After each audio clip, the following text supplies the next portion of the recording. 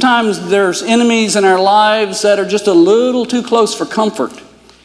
Fear is the experience we have when we feel like we have lost control. That's all fear is. If you'll look at the fears you've encountered in life, stop and think about it. When you've had fear, this thing, you will look and see at the basis of that, you, me, all of us, we're out of control. We didn't have control of the situation. We weren't managing it.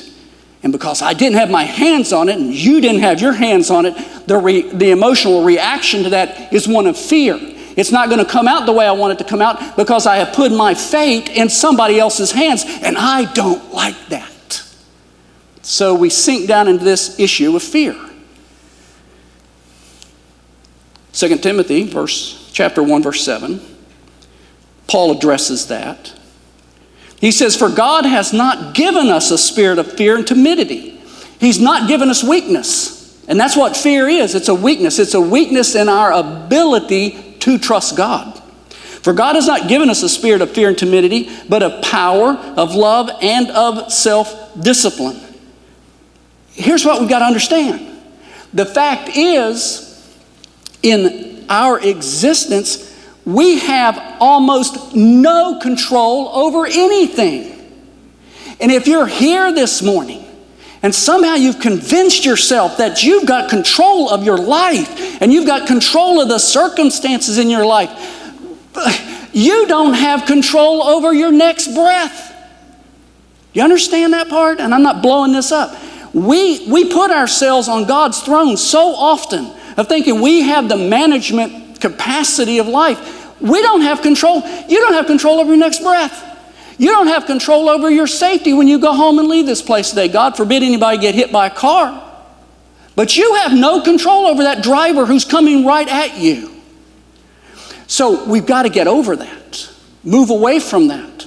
As we move away from understanding that I don't control everything, then who does? It's God. This understanding moves me closer to Him. And that means facing my daily fears with a childlike trust. Daddy, boy, do I need you today. I can't handle this. I can't manage it. It's gotten so far beyond me, and where I've tried to manage it, all I've done is mess it up. So Daddy, hold me today. Daddy, hug me today. Daddy, kiss me today. Daddy, be so real to me because I have to have you, because I have learned through too many painful events. I can't do it. And when we get to that point with our fear, we begin to start making choices in life, trusting that God never sleeps. God never sleeps. And when I start understanding that He's a 24/7 Father, He's a 24/7 Daddy, He's a 24/7 lover of my soul, I don't have to live in fear. Everybody has a story, everybody has a tale, everybody has a time they succeed and they fail. Everybody's got a purpose, everybody's got a plan, so give your heart